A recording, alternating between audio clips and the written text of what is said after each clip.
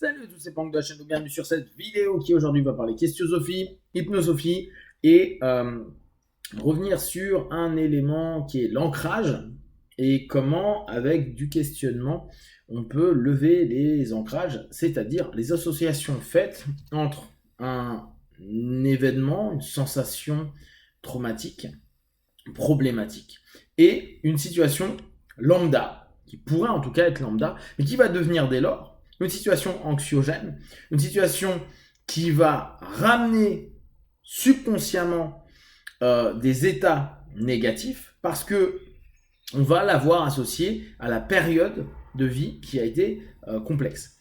Je prends cet exemple-là, notamment parce que je l'ai eu avec une partenaire qui avait associé un décès et l'avion.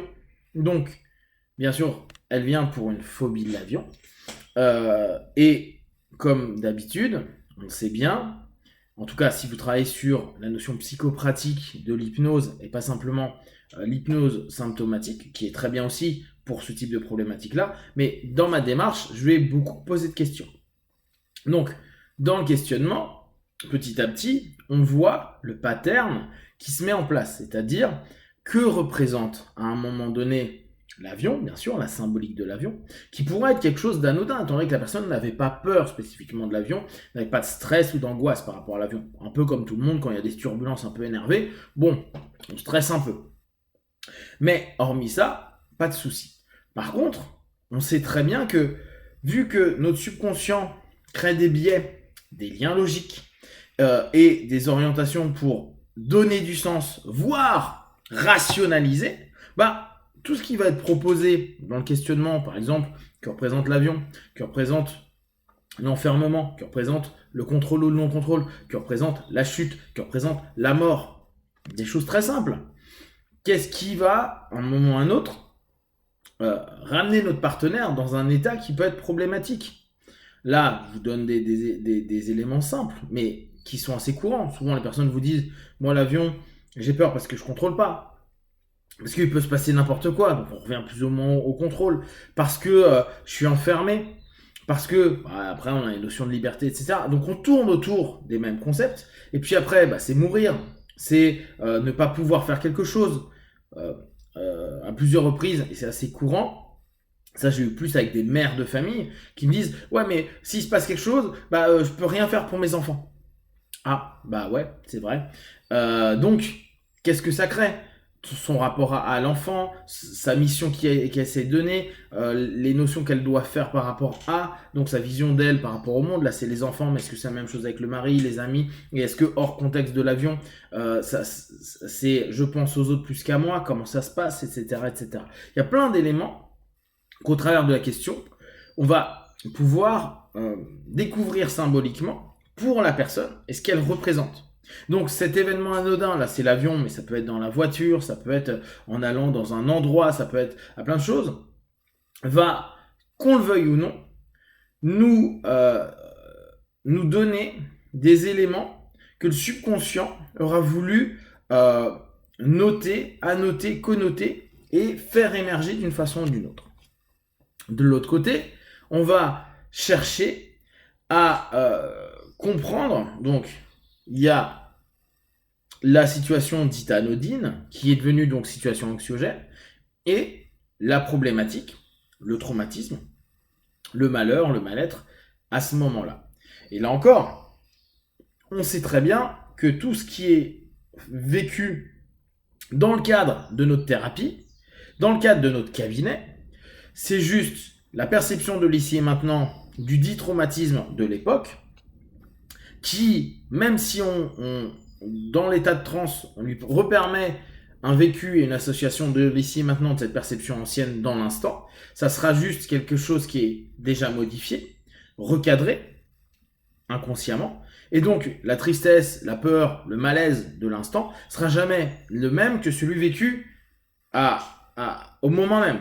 Parce que là, on est au moment, simplement, futurisé, bien plus tard, dans un cadre qui est spécifique. C'était pas un moment où j'ai appris un décès de quelqu'un, où la personne meurt, où la personne est malade, où la personne ceci, cela, mais dans un cabinet, dans un cadre, à un moment donné, avec un praticien qui nous ramène dedans et qui va permettre peut-être une émergence d'émotions, de sensations, de perception, de compréhension, mais c'est pas l'instant T, même si on fait une régression.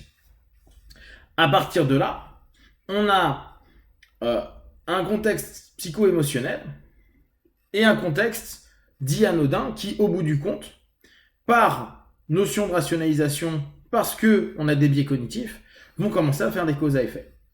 Et là, on a ce rapprochement qui a fait que la notion psycho-émotionnelle, plus la situation, s'intrique et va tout simplement s'ancrer.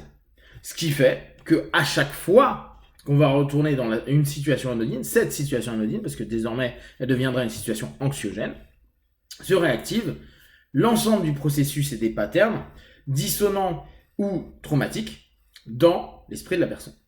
Au travers du questionnement, ce qui est assez bien, c'est que ça nous permet de permettre à notre partenaire, dans un premier temps, d'arriver dans une compréhension. Parce que la notion du pourquoi, pour beaucoup de personnes, et je sais bien que ça va à l'encontre de la PNL notamment, et encore, non, de certaines tendances de la PNL, pas tous, parce que beaucoup de PNListes sont OK avec le pourquoi, ça dépend quand on l'utilise. Cela nous permet, à un moment donné, de ramener une réponse à quelque chose qui peut-être est là depuis des années. Pourquoi à chaque fois que je prends l'avion, je suis à nouveau anxieux, je me fais ceci, ou j'ai peur de cela, ou dès que je prends le train, ou dès que je vais voir telle personne, etc. Le pourquoi, c'est eux-mêmes qui vont donner la réponse. Nous, on va simplement, dans notre mapping, lui permettre, avec l'ensemble des éléments qui va être transmis et partagé, lui permettre de remettre une forme, parfois une logique, ce qui n'est pas toujours le cas, souvent une compréhension du sens, pour que déjà, il y ait un distinguo entre « Ah ok, ça se passe comme ça », situation anxiogène, mais on commence à reséparer ce qui a été intriqué, c'est-à-dire qu'on est en train de dire « Ok, tu as une situation anodine qui est devenue anxiogène », et là, tu as le trauma psycho-émotionnel, ce qui fait que l'ancrage commence à se séparer. C'est toujours peut-être intriqué au départ, et au fur et à mesure du questionnement, parce qu'il y a un pourquoi, et parce que petit à petit, le partenaire est en train de se dire « Ah mais oui, mais c'est vrai qu'à chaque fois, je retourne par exemple dans cette tristesse, dans ce blâme de moi-même parce que j'étais pas là, ou parce que j'ai pas fait ceci ou cela. »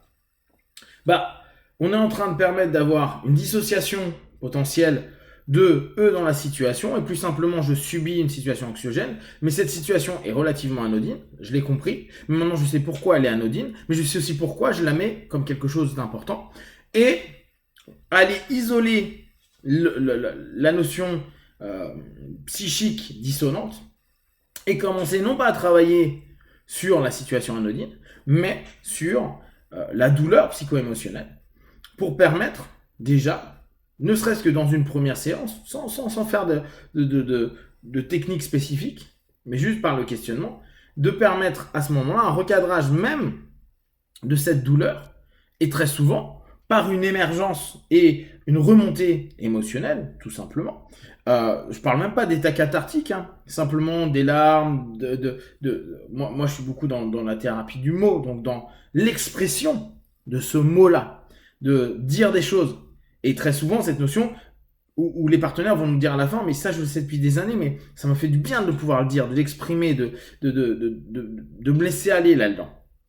Et juste ça, c'est peut-être aussi à ce moment-là faire le deuil de quelque chose. Bon là, en l'occurrence, pour la mort, la notion de deuil a du sens, mais de recadrer, de dire, ok, mais ça me fait du mal, j'ai le droit d'avoir mal, j'ai le droit d'être triste, j'ai le droit de ressentir ça, etc., ou d'être en colère, qu'importe l'émotion.